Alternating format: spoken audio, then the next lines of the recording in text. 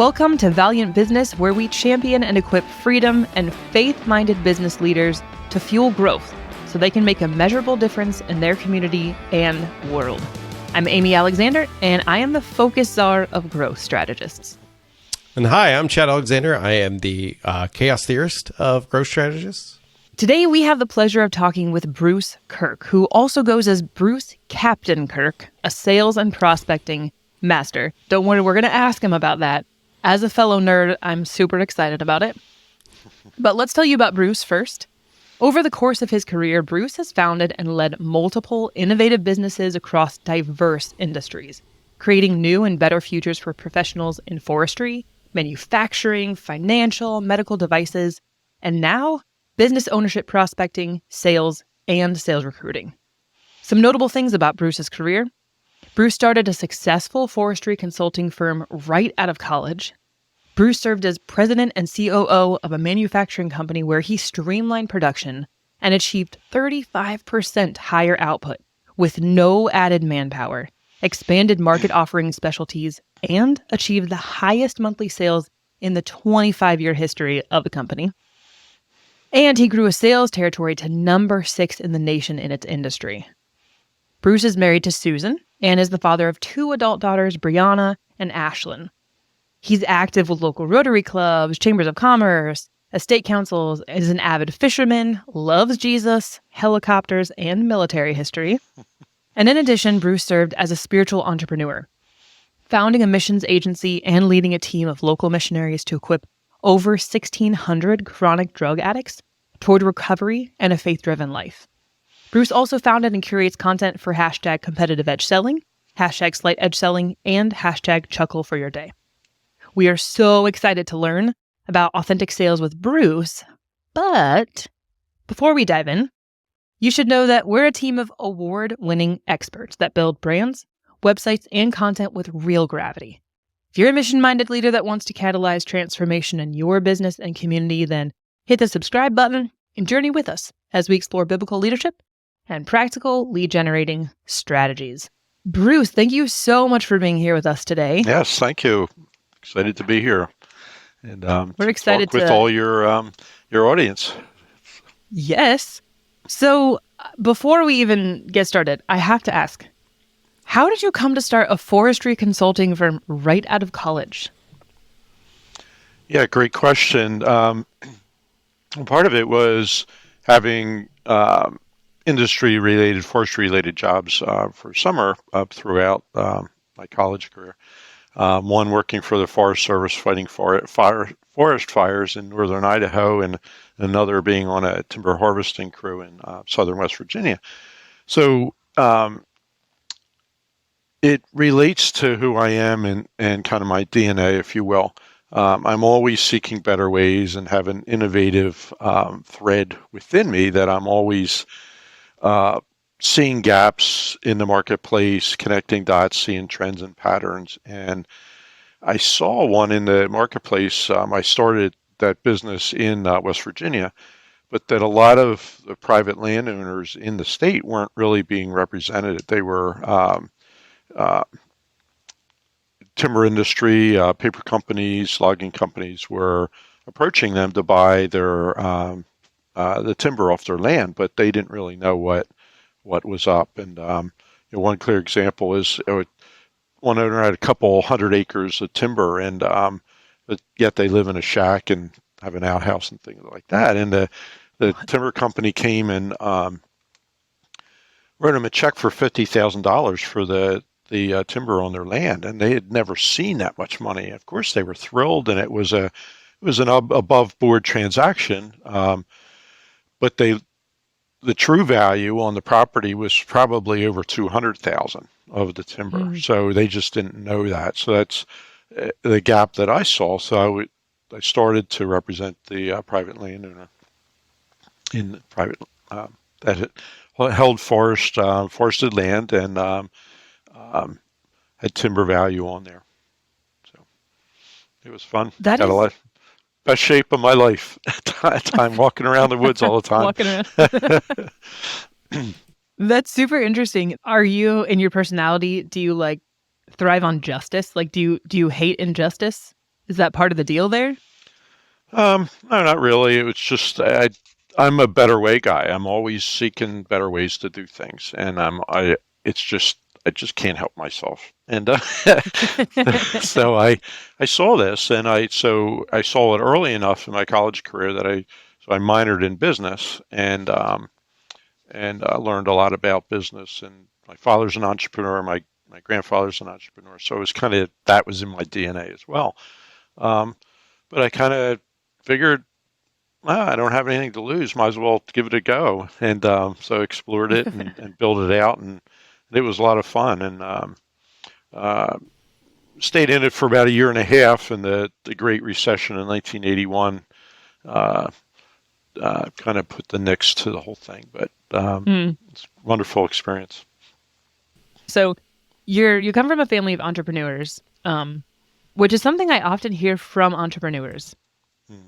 Like often I hear entrepreneurs say, "Oh yeah, it's like a family thing." That's certainly true for me. So, do you have a heritage of like Bible believing, Jesus loving in your family, or did you find Jesus another way? Um, well, I grew up in the church. My mother always took my sister and I, so I was, dedicated in the church. The particular denomination called it infant baptism, but um, and Sunday school, youth group, acolyte. Um, uh, my wife and I met in the church. We were Mary and Joseph for the during our engagement. So it's kind of cool. We got married there, and then of course had our children dedicated there as well. But That's cool. I knew about Jesus and knew of God, and but it wasn't until 2004, 2005 where I had been asked to leave a job, and uh, doing so allowed me to join a men's Bible fellowship, which I had never done. So I really hadn't read scripture outside the Sunday worship gathering, and Mm. so it became really exciting for me, and it's just really a hunger for it. And there's a part of scripture that says that it will convict your heart and your soul. Well, it did that with me. It was like they're like, wow, this is really um, grabbing hold of me. And I remember taking a bonus from the job I was asked to leave, and took my family to Disney World, and we were all in the same room. And I was waking up at 5 o'clock to read the Bible, and Mm. just with a little light on while they were still sleeping, and it was just that exciting to me. And um, I started listening to Christian talk radio, driving around, and really felt called to Charles Stanley's way of teaching and stuff. So listened more and more to him, and then he always closes his teaching with the gospel message and an altar call, if you Mm-hmm. will. And I had never heard that before, and which is really Wow. really bizarre, but that's the reality. And so the more I heard, I said, "Wow, I've never done what he's saying, what he's called, encouraging us to do." So I pulled off the road and felt convicted enough and gave my life to him. So Charles Stanley can be called my spiritual father, if you will, Yeah. and I did get to meet him face to face. That was pretty cool. And Oh wow. but yeah, it was um, one of the most profound moments in my life, obviously. But I've always believed my mother's she's a Bible believer, but I've never seen her read the Bible outside worship service. So I didn't, Mm. I'm wondering if it's the same scenario with me, and she doesn't really want to engage about it, which kind of is could be the generation. I don't know, but Mm-hmm. Hmm. yeah, My that's so. Once I gave my life to Jesus, then um, I also felt callings to serve that I really hadn't had in in a similar way prior to that. So that's when I became a spiritual entrepreneur. So I Cool. started a missions agency, and several of my friends and colleagues were going into a residential treatment center for um, drug addicts. So I I asked to come in and learn how they were doing things so I could model how they were doing in another avenue. And so I went and never left. So I was there for 12 years and started an agency and had 10 people on my team going in there and holding Bible fellowship meetings with groups of men and women that were really struggling to escape chronic drug addiction. And so essentially the treatment center worked on the outside, we worked on the inside. And because I believe that true freedom happens on the inside with drug addiction, and that's what we did. And so it was a great journey and some of the most vibrant and raw, real gatherings I've ever been a part of. I mean, go into a local church, and it can be a great fellowship there. But everyone in the treatment center predominantly was wearing their sin on their sleeve, and they weren't trying to hide anything, and it was so we could have real authentic discussions and on how to create a better future for themselves through Jesus and through the Bible. So it was really vibrant, really exciting and thrilling. That's really powerful stuff. And the Lord's still calling me through those things. One of the big recidivism happens in the prison system, but also happens with people that are addicted to drugs, going back into it. And so I studied, well, why was that happening? And two reasons. One was inadequate housing and not sufficient sustainable incomes. So being an entrepreneur and moving toward what I'm doing right now, I came up. The Lord gave me a vision called Second Chance Entrepreneurs, where maybe a longer answer than you want, but I did some informal polling with the people there and in the treatment center about why they were coming back. And so one of the questions I asked was, how many of you actually were dealing in drugs? And it wasn't a scientific poll by any means, but it was informal with a couple different groups. And generally about 80% said they had been dealing with drugs. And they're like, wow. And mother of necessity, if you will, they ran out of resources, they had to do it. But what I found was that a lot of the soft skills that a drug dealer utilizes are the same skills that an entrepreneur utilized. So finding new customers, delivering product, collecting money, expanding your territory, just a lot of the skill sets. So instead of the standard treatment protocol, which was, all right, well, you need to become someone different than who you really are. I said, well, what if we took these people that were created for a purpose? Obviously, we knew that through the Lord, our relationship with the Lord, and transition them from a life of unlawful entrepreneurship to lawful entrepreneurship. And allow them to go to town, but do it legally. They were some of the passion and the just the vibrancy and the having the blinders on what these addicts do to get their next high and to deliver things like that is like, they're like, wow, if that passion could be put to productive uses, it would be amazing. And so that was the genesis for this. And so still creating a team to do this, but it's exciting to talk about and exciting that people that do have a heart for second chances that can serve as mentors. And part of the process is equipping them so they're not manipulated, because one of the things of survival that drug addicts do is how to manipulate and get what they want. So, but how to apply that productively is what the purpose is of that. That is so cool for so many reasons, but one of them, one thing I love about that is that like the heart of God sees sees past the stuff. It sees who people are, Yeah. and it sees like skills that are being like perverted or like being used for perverse reasons, but they're still skills. Like they're still part of like how people were made. So I love that. Like that's such the heart of God to like see past the stuff and see like, oh, you're actually really good at building a business and selling stuff and gaining followers and all those things. Like Yeah. those are real hard skills that can be used for really cool things. That's awesome. Good. Well, it's very similar to, I mean, you could take many people in the Bible, but the Apostle Paul is one. Before his testimony, before he came to know Jesus, I mean, he was doing the exact same things that many times of what he was doing after he knew Jesus, but applied in a different way.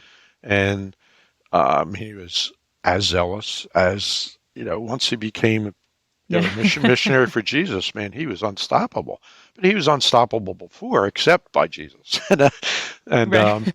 but the all his skill set, like you say, Amy, I believe God knew what his skills were, and said, "Well, this is what I need for the kingdom to grow," and brought him to come to know Jesus personally. But that's, the before and after can be applied in many aspects with people. Yeah. I want to revisit real quick what you said earlier about you waking up at 5 a.m. to study scripture. I love that story because I have a similar story myself. Like I grew up in the church and all, and I thought Jesus was this really cool cat, whatever. Like I didn't pay any attention to it, right? But then I came in to know Jesus fully through a youth group, and I would just see my pastors actually read the Bible just in their free time. There's like when we would be on a retreat, they would read the Bible, and so it imparted on me like there's a wonderful stories here, and I love how I think a lot of Bible teachers, they say like, I dare you to bore me with the Bible, and I think there's a lot of truth to that. Like even the Christian cliche is like once you get to Leviticus and Numbers, people start, if they read it from beginning to end, that's when people start falling off and not reading anymore. But once you understand biblical prophecy and you understand history of the Bible, those things become so deep and so rich and so multi-layered that I wouldn't give anything for it. Yeah. Well, I was on a mission and a purpose at that time. I was looking up every scripture verse that had to do with temptation, because I had this idea that being a business owner, or a business in sales, and a lot of temptations come to business people when they go away on trips. Go to a conference or whatever like that. They're out of their support system, if you will. They get in a hotel room or whatever, and what's over on the TV, and just with other people. So I created this little business card size laminated piece called Temptation Busters, and so it would have some scripture on there, but some tips and how to avoid being turning temptation into sin, so that business people could carry it in their wallet when they went away, and if they were lucid enough to be able to recognize that they were being tempted, they could pull this out and just kind of have it as a guide. So I was learning scripture at the time. But also had a purpose in what I was doing. So I was really, really hungry for everything that the Bible could say about temptation. So one of the key things is temptation is not a sin. It's when you act on the temptation that it becomes a sin, or lean toward it. So temptation's like a ticking time bomb that you have a certain amount of time where you're given before you can avoid it. But if you don't separate yourself from it or whatever, the bomb will go off, and that's when it gets consequences result. Yeah. So tell me the story behind your name, Captain Kirk. Why did you designate yourself as Captain Kirk? Yeah, appreciate that. So I'll be fully transparent. I have not been in the military, so that's not my official rank, but it's my Star Trek rank, if you will. So when the original Star Trek came out, I was in high school and got teased incessantly about it. It was at that time it was for nerds, and of course I didn't want nobody wanted to be a nerd, but even if you were, but they would get. So I distanced myself from it. But during my missions work, um, in order for the money to meet the month, I got another job, and one of it was substitute teaching, and so there was no restriction on the classes that I could accept. Um, so I needed the money, needed the job, so I accepted an Italian class. Well, I don't know Italian, and but that wasn't a restriction for me subbing. So I get in there, and the lesson plan's there. So the protocol, we were supposed to write our name on the board so the students knew who we were. So I write Captain Kirk on the board, and everybody's there like, "Oh, what's this?" I said, "Who could tell me how to say this in Italian?" So get the clown of the group saying one thing, and everybody chiming in. And I said, "All right, well, if you don't think that's right, what do you think's the right way to say it?" So about a couple minutes of interaction on this, I realized I had 100% of the class's attention, and I could give the lesson plan, and they could get to work. So I figured, oh, I'm going to try that next time. So it worked again, and there are a couple um, um, substitute teaching sessions later. I'm walking down the hall, and they're there, Captain Kirk. So the kids were calling out to it. I said, "Oh, that's pretty cool." And then I got out into the business world, and I'm making prospecting telephone calls. And I mean, my name is not hard to pronounce, but nobody was getting the spelling right. It was Kirt, Curt, and so I'd spend the first 15 to 20 seconds of my calls correcting the person I'm talking to. And I'm thinking, well, that's not really a great way to start a new relationship, correct? So I started using Captain Kirk, and immediately feel the smile coming through the phone. And there was no question whatsoever how to spell it. So I started using it in networking, writing it on my name tag, and it was just fun. It would always engender a smile from someone, and said, "Oh, I will never forget that." It's like, so I just instead of the old, if you can't join them or if you can't beat them, join them. So it's like, if it was people were going to tease me about it, I might as well turn it around and use it to my benefit. And it's been really fun, and everywhere I go, it's just like people love it. So I keep doing it.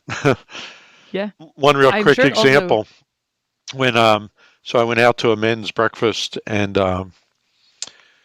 everybody's standing around drinking coffee and talking and things like that. And I look over, there's a older gentleman sitting at a table by himself with two canes, one on either side, the tripod canes. And so I think that's really odd that nobody's talking to him. So I went over, and his coffee cup was empty. So I asked him if I could refill his cup, and he said, "Oh, that'd be great." So he looks up and he sees my name tag, Captain Kirk. He goes, "Oh, what branch of service are you in?" Well, here it was Veterans Day weekend, and I'm there like, "Oh man, if I had been a little bit more aware, I wouldn't have done that and got myself in trouble." So I'm there. How am I going to get out of this? So he's like waiting for my answer, and we're looking at each other. I said, "Starship Enterprise," and just stopped, and he's. And all of a sudden, he cracks up and starts laughing.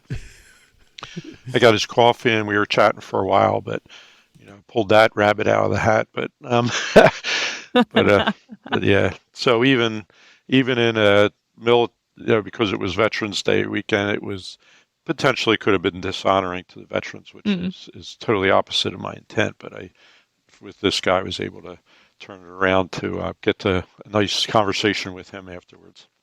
I think there's something super clever about attaching something that's so nostalgic for people to yourself. Like, that's such a great, I don't know, getting past barriers. Like, it's disarming in a way, which is really brilliant. So, Bruce, you are a master, like, salesman. to the point that you actually coach other people on prospecting, and you've developed some really great methods for how to do that in a way that's totally authentic to individual people. The last couple of years have seen really big transitions for, I think, all the teams within a company. So, in marketing has had to deal with new requirements and expectations from buyers. Operations teams have had lots of big changes, especially with supply issues. And sales teams have had to move from in-person, then to virtual, and then back to hybrid. So, given As the did current I. As environment, did I. as did you, interesting. So, what are some of the big pressures you think at this moment that are facing sales teams? Well, absolutely. You hit on it. The pressure to connect with people in a genuine and authentic way is there. I think a big transition that happened during the pandemic shutdown was that the buying public is moving away from interacting with salespeople in a transactional sense. Yeah. I mean, the internet, for example, now you can buy a car online. You don't even have to go Yeah. into the car dealership, so you can do it without a salesperson. And there's a lot of products that allow you to do that, but products that still require interaction with the salespeople. People don't want to be sold, but they do love to buy. I mean, people love to buy. so Yeah. so I think Yeah. that one of the pressure and the transitions that are happening is that, well, the pressure is, well, how does a salesperson respond when their job is to sell, and yet the prospect really doesn't want to be sold? So the transition is uh, from selling a product or a service to working with the prospect, adult to adult, to allow them understand what they want to buy. So it's more of a nurturing their buying process rather than forcing a sales process. So, and that's a journey. I mean, I've heard the two of you talk about a journey, a buying journey. So, we're the transition, and to alleviate the pressure is to look yourself as guiding your prospect through their buying journey. And then as adults, decide whether what they want to buy and what you have to offer has alignment there, and to what degree there's alignment. It takes a greater degree of maturity, I guess, on the salesperson, because there's a potential that the buyer could say, well, I really don't want what you're offering right now. So you have Yeah. to, there has to be a detachment from the outcome. When a salesperson, so it's more of a relational, more of a consultative process. And that's not easy for everyone, especially when you have quotas and responsibility to make sales. Yeah. But it pushes, not maybe not the right word, but it forces the salesperson to know themselves to a much greater degree, know what their superpowers are, and who they want to work with the best, and to be discerning that, well, maybe everybody could use this, but maybe I don't want to work with everybody. And then to give permission to the prospect to say no. I mean, one of the reasons I feel that the buying public doesn't want to interact with salespeople, because they don't allow the prospect to say no. And the salesperson's always trying to overcome objections. Well, overcoming objections is really not accepting what the prospect has said and denying them their reality and trying to change their decision. And I call that a trust withdrawal. I mean, if you don't accept what somebody's saying as an adult, then that depletes trust and it withdraws trust. So, one of the transitions that I'm seeing is that it's a trust-based sale now. It has to be. So the salesperson needs to, I mean, you hear salespeople, oh, I want to be the trusted advisor. I am the trusted advisor. You see that on their LinkedIn profiles or whatever. Mm-hmm. Well, to get there, you have to first demonstrate trust. And I mean, if you think about it in your own life, I mean, if someone's trying to get you to buy and overcoming your objections, like, oh, I'm not ready right now. Well, yeah, but if you look at it this way, well, that's like it's. I think it depletes the opportunity for trust to be demonstrated by the salespeople, and so that's a Yeah. big transition I'm seeing, and so part of the initiatives I have is to equipping salespeople to um, demonstrate trust first, and but it's also to get to know themselves better than almost anybody else. Of course, you can connect that with a faith thing too, is that God knows Yeah. us the best and the Holy Spirit knows us the best. So tap into them for helping us to understand each ourselves and what they see in us and um, in us as an individual and why what we've been equipped with gifts, spiritual gifts and different things, but for what purpose and to get to know that really well. And that's difficult, but that's where my specialty is. So. Another frustration I see salespeople dealing with too is social selling.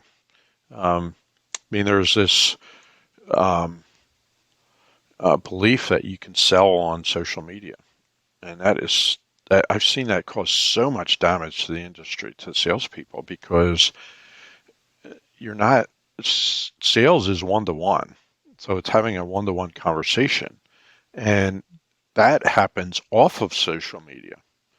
So in that context, then what's the purpose of social media? It's to generate enough curiosity, enough interest, and enough trust, demonstrate the trust so that someone is willing to engage with you off of social media.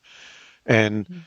that's where the selling takes place, but not selling from a forced transaction. Like I'm gonna, but it's guiding the prospect through their own buying journey so that they can um, determine what's best for them. And I mean, so many times I help prospects figure out what their priorities are. And, and I understand why it's with all the noise out there, why it's tough to figure out what your priority is, but I can help them to focus on that. And just alone in that, even if someone doesn't formally buy with me, then, then that demonstrates trust. So social selling, I believe, should really be termed social marketing because that's, Yeah. when you publish a post on LinkedIn or Facebook or whatever, it's one to many. So there's many readers. And that's a core definition of marketing, one to many. Um, whereas selling, the core definition is one to one. So, many salespeople see them post, I publish to LinkedIn and things like that, but it's marketing. It's not selling. And so many salespeople are duped into thinking that, well, what I am selling, I'm building my network. I'm building my following on social media, on LinkedIn or whatever. And they dupe themselves into thinking they're actually selling, but they're not. Hmm. They're marketing. And until it gets to a one-to-one conversation, live conversation, um,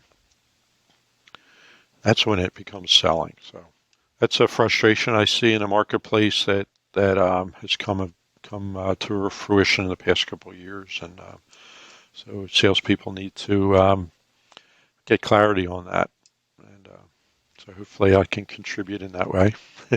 Yeah. No, no question that you can. One thing when I think of a salesperson, um, like Dave is just a natural salesman. It comes super naturally to him. I don't consider myself to be like that great at sales. But I think a lot of us have an idea about what personality trait do you need to be a great salesperson. What have you found? I mean, I know you've created um, a really authentic method. How did you discover that authentic method? How do you help people discover within themselves the ability to sell in their own unique way? Yeah, thanks for asking. Just a caveat, a tag on to the general stereotype is that sales is bad, and salesperson, I don't want to be sold and things like that. And Yeah, it's sure. but in the early 1900s, the sales industry was revered. And in fact, they had sales conferences, and the president of the United States would come and speak to the salespeople. So that's so yeah. Interesting. So about the time of World War II and things like that, there was a lot of manipulation added into it and things like that, which a lot is the sales and salesperson, sales industry fault, but that's where it's coming from. So I'm on a mission with a number of colleagues to help bring honor back to the sales industry, and so that it's when you interact with a professional salesperson who is interested in making sure you're connected with the right outcome that you're looking for, it's a pleasurable experience. If you could think Yeah. about the person that you've bought from that you really trust, they're a professional salesperson, but they've done it in a way that's respectful and honorable to you. And that's Hmm. a challenge that I put to myself, but also to the industry as well. As we can do that, and we should, and we need to. Yeah. So the yeah the so a couple of years ago, I met a gentleman that was in sales, and totally respecting him and me say this, but he was a frumpy old man.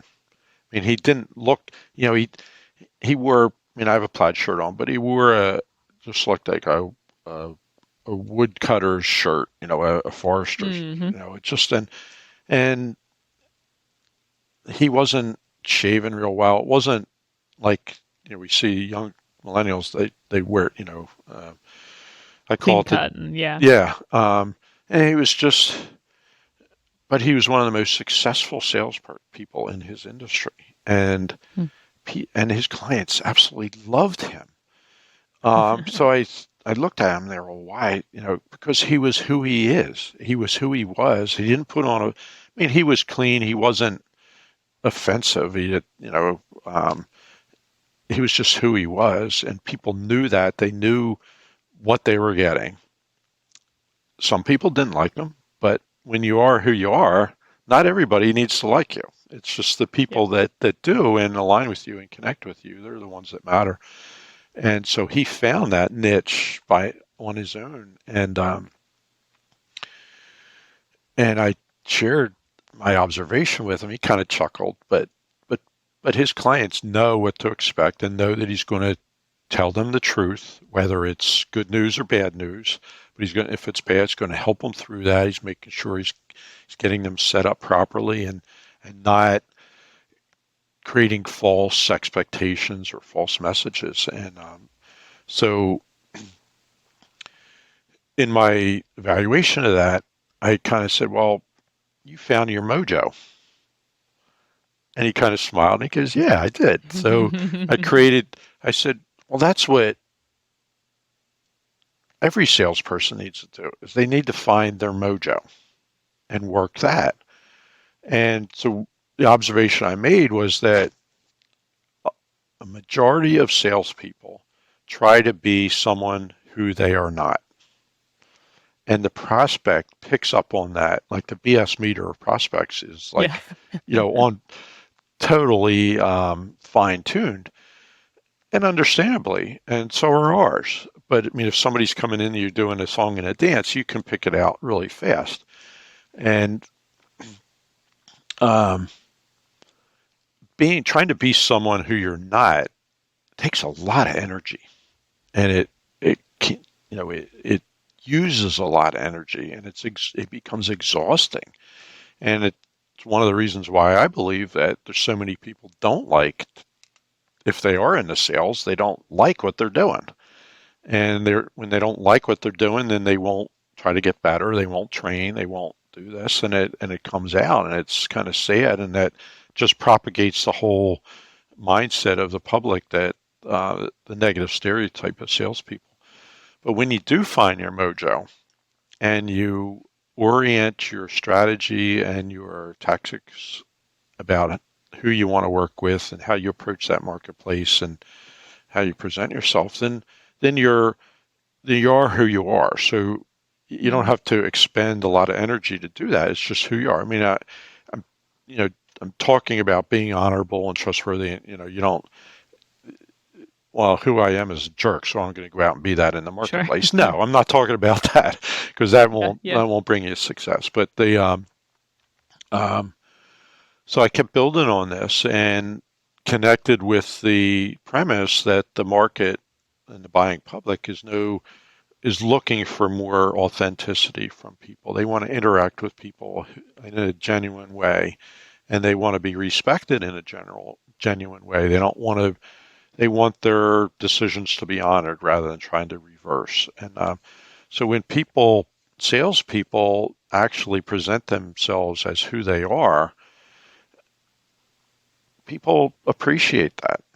Doesn't mean everybody's going to like you or respect you, but that's okay. It's incumbent upon the salesperson to find that niche of the market that does appreciate who they are, and just like this other gentleman, just to live your genuine life and keep working it. And he became highly successful. So I've coined the phrase sales mojo. So to find your mojo in sales, and because we're all unique individuals. So while there's principles that can be applied, such as you need to demonstrate trust first for the prospect to trust you. How you go about doing that is an individual thing. So let's figure out who you are. Let you know who you are, who God designed you to be, how you're hardwired, and we'll build your sales strategy around that. So that's the background, the backstory, if you will, but the premise for Sales Mojo. So find your sales mojo. I love it. We're a HubSpot Gold Solutions partner. HubSpot's the software that we sell as part of like how we do marketing. About 8 years ago was when we discovered HubSpot, and that was my first experience with kind of a consultative sales approach. The guy who walked us through HubSpot and eventually sold us HubSpot, I mean, he understood that as an agency, our whole goal was that we needed to grow sustainably. And he really legitimately transformed where our business was going and changed the whole direction of what we were doing and even our success.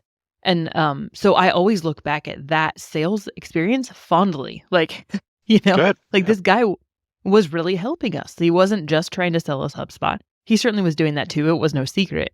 But it was it was a partnership, right? So I love the consultative sales approach, and I think it is totally different than any other kind of sales experience that you will have. I mean, I want transactions just as much as the next person, but how I go about that is totally different. And again, allowing someone to say no and giving them permission up front that part of this process, if you want to stop it and you don't think I'm right for you, or you don't think I can produce the outcomes, then as an adult, please tell me that. So that, because we're having an adult to adult conversation, respectfully and openly, radically honest with one another. And I found it's really refreshing. Yeah. Just like you found, like, wow, I don't need to be coerced into making a decision. I can make decisions, right? But give me the full scope of that. Everything's not positive. Everything has a potential downside to it. So let's talk about what those possible glitches could be ahead of time, and they may or may not be important to you. But if we know about them up front, then you can have a better ability to decide whether, to what degree that's important or not, and move forward with confidence. So. And if I just look at this from a pragmatic point of view, and I'm not a pragmatist by any means, But, realistically, you want to vet your audience, right? So like if you're having a relationship with somebody, you want to make sure that they're willing to go all the way with you in the relationship, right? You don't want to go on all these dates with this girl that's just going to leave you high and dry later. You want to like have a meaningful relationship with them. So why not do that? Because if you don't, then you're going to spend all this time on this customer that's just completely wrong for you. And then, it could rear up in the buying process. It could rear up after they've bought the product and they want all their money back. I mean, this, you got to know who you're with. I love that, Chad. Absolutely. There's a training that it has called, and Jesus did this very well. He defined the relationship. So as salespeople, we need to know what type of relationship we want and where we thrive, but also the type of relationship where our prospects and clients can thrive. And so we're, like you said, I call it filter, where you hear about sales funnels and pipelines and things like that. So I say, well, let's filter before we funnel. And so the only people that in our funnel are those who potentially will have a positive experience. If we would formalize that in a business relationship. That's really great advice. We often, I really like that. We're often, when we talk to our clients about niching, it makes them nervous. They're like, what if I miss someone that would have been a good sale?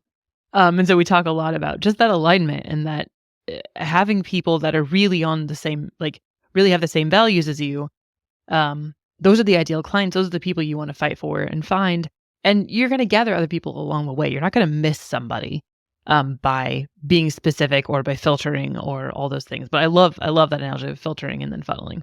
Super smart. So one of my characteristics is to understand and seek to understand, but also to push the envelope into the way people are thinking. So Amy, you just said something that, I'm going to fight for the people that are aligned. Yes, but I'll disagree with that a little bit, because that's where we get ourselves into trouble, when we want the sale more than the prospect does. And that's when we get into overcoming objections. And so I believe if we properly position ourselves in the marketplace and have proper messaging, that we will have an attraction marketing process, selling process. So people are the ideal client that we've identified, ideal niche. They almost will identify themselves and say, hey, the ultimate of that would be, hey, I want to be your client. Well, right. That happens, and we all I don't have to try to sell you. No, it's like, no, I already know you well enough through your marketing efforts, your social marketing, and I align with your values, I align with your philosophy, and I've got these challenges that I want to get solved. And that we want to work more and more toward that, but we want to be in a position where the prospect is wanting the outcome as much or more than we do. Otherwise, we'll get ourselves into trouble, and we'll try to force a sale, or we'll fight for a sale. And it's a fine line, but where you have to, why isn't this prospect responding the way I want them to, or the way I thought them to? Well, maybe it's because I want the sale more than they do. So I have to, do a lot of self-introspection. Well, how come I got to that point? How come, am I missing? I'm not connecting with the prospect and aligning with them close enough. Otherwise, they would be frothing at the mouth, if you will, to get started with something. And excited about. Well, if they're not excited, then maybe it's something that I did as a salesperson, where I threw off a wrong vibe, or I was focused more on myself than focused on them. and they picked up on that. So That's such good insight. There was something that Chad and I were reading on your website that had to do with, asking the right questions and being great listeners, and really helping people get to the conclusions themselves. Can you talk a little bit about that? yeah, so I've created a process I call the story listening methodology, and another version of that is be a story listener before you're a storyteller. A couple of years ago, I noticed this trend in the sales industry all around storytelling. If you put a biblical perspective to it. So if you tell a great story, the waters will part. Your prospect will come through with pen in hand, right, ready to sign the contract and sign the agreement.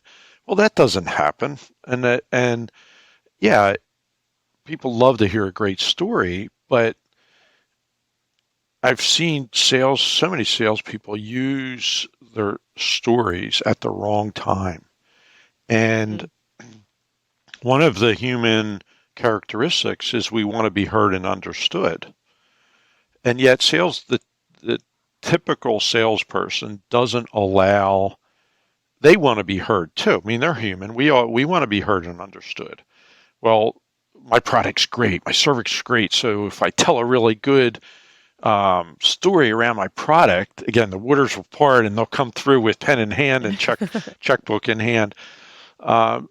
But none of that includes seeking to understand what the prospect is going through and what they're experiencing.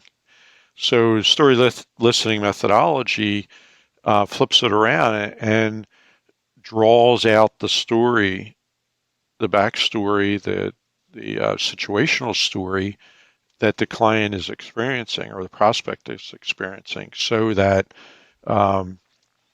and this is genuine. It can't be forced. It can't be really manipulated, because again, the prospects, the BS meter will pick it up. But when you're truly wanting to understand, that is validating to the prospect and honors them, and they're all trust deposits. So actively listening to someone is depositing into their ego, if you will. It's depositing, making a trust. It's demonstrating trust. So story listening methodology is all built around that. And when my prospect tells their story about what's happening with them and what the challenges and issues and frustrations they're facing, then I know what story will be most meaningful for them.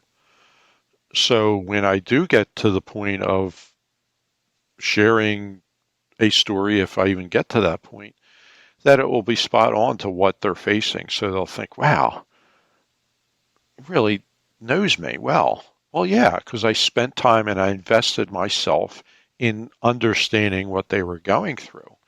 And I think that's really missing in the sales industry. And so I'm on a mission to do that. And I'm bucking trends, but that's part of my innovative entrepreneurial spirit. I've a quick example. So when I was in the pharmaceutical industry, I was assigned a new doctor, and went into her office and introduced myself to the staff, and they said, well, she's right over there. She'll be done in a couple minutes. Just wait. She comes over, and she's dressed in a full-length black dress with full-length black sleeves and a stethoscope around her neck. I'm thinking, all right, this is different. Doctors wear a white lab coat. It's just so atypical. So she came over and I said hello, and I said, before I go into my canned speech that the company wants me to say, I said, I just have to ask, and I'm curious, why a black dress? And that was risky. Let me tell you, I was sweating bullets. Yes. She looked at me eyeball to eyeball, which felt like it for eternity, but it was probably 10 seconds. And she said, go sit in my office. I'll be right in there. So she came in, and we spoke for 3 hours. Whoa. Yeah, and that's unheard of. And I told her at the end, I said, if my manager calls, do not tell him I was here for 3 hours. I'll get fired. And she understood that. And but she's a single woman, mid-aged, and she was in business with her father. Her father was a doctor as well, and her mother had died several years ago. So the relationship between she and her father became more soulmate type thing, because he no longer had his wife to talk to. So they, well, he had just died, and they were of the Jewish faith, and so she was in 30 days of mourning, which traditionally, what I learned was they're to wear black, especially the women. So, I mean, that was fascinating to me. I said, well, I don't know much about the Jewish faith. I said, I'm curious all about that. And she was willing to share with me and tell me all about it. But I was scratching an itch for her that she didn't have her father to talk with anymore. And here, I was genuinely interested and wanting to understand. No manipulation is part of it or anything like that. I mean, there was nothing we talked about product-wise or pharmaceutical or anything the whole time. And yet, so typically, when you get a new doctor in pharmaceutical, it takes 3 to 6 months before they trust you enough to start writing prescriptions for you. Well, she started writing within 3 weeks. And I'm there like, wow, this is pretty cool. And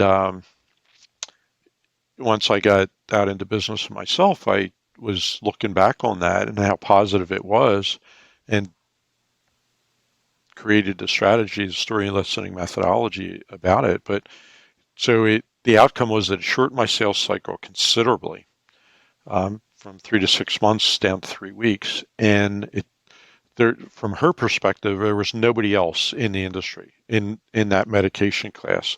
There was other people calling on her in the same from other companies, but she had no interest in writing for them. She only wanted to write for me because I honored her by listening to her and wanting to understand what situation she was facing. And there was a bond developed there and a trust that was really, I mean, I didn't try to shake it, but it kept on reaping benefits. I mean, she said, how can I come in other times? How can I help you? How can I make your day go better? I didn't even have to ask. She was just asking me. And I said, well, I'm sponsoring a pharmacy meeting for pharmacists and looking for a speaker. She goes, I'll do it. I'll speak to the pharmacists, tell them why they should stock your medication. So it just kept, but it was all based on authenticity. It was based on genuineness. She didn't have to buy from me. She didn't have to. I was just curious. I wanted to know and understand why she was wearing a black dress and how that related to everything. And it was, took a 3-hour investment. Doesn't always have to do that, but it just, talking about reaping dividends. I mean, I didn't go in with that purpose, and that's part of the whole process, the methodology, that you really have to be willing to accept that it doesn't go anywhere. Yeah. And through that, you're being much more authentic with the prospect. And I found time and time again just how hungry prospects are to tell their story, but nobody's listening. Nobody's listening. And it's a human condition that we want to be understood and heard. And so the salespeople that can genuinely, authentically, and truthfully adopt that process in and of itself are differentiated in the marketplace. And so it's something I'm excited about, but that's in a nutshell. So I have a little motto that if you want to be a great storyteller, first be a great story listener. Bruce, you are a wealth of knowledge. I am super sad to say that our time's up. But if someone wants to find you, what is the best way for them to do that and get connected to you, what you're doing? Yeah, thanks, Amy. LinkedIn is one. So I'm on LinkedIn as Bruce Kirk, not Captain Kirk, but Bruce Kirk. But you'll see once you find my profile, it'll show Bruce Captain Kirk. So I'm very active there, and I think it's a great platform. There's of course my contact information is listed there, but also through LinkedIn message. My website, or competitiveedgeselling.com, is another way, which would have means to contact me through there. My email, brucekirk@competitiveedgeselling.com, is another great way to connect. Beautiful. I'd love to do so. Excellent. Well, I've loved this. Learned so much, and I can tell there's we're just scratching the surface, so I hate to end. The time has passed. Time is just, I love it. I have this other thing called fun work and work. So work is tedious work, but fun work is where just time elapses and we don't even recognize time anymore. And that's what it's been like with the two of you today. So thank you. Oh, good. Yes, we're the fun work, Pleasure. Chad. Yes. Yeah, same here. Cool. Well, viewers, we hope you found this helpful. I know I definitely did. It was extremely meaningful, and I learned a ton. Don't forget to subscribe for more content just like this, and don't forget to get connected to Bruce. He has more to say and more to teach us. And we'll see you next week. All right. Thanks, Amy. Thanks, Chad. Thanks, everyone. Thanks. Bye now.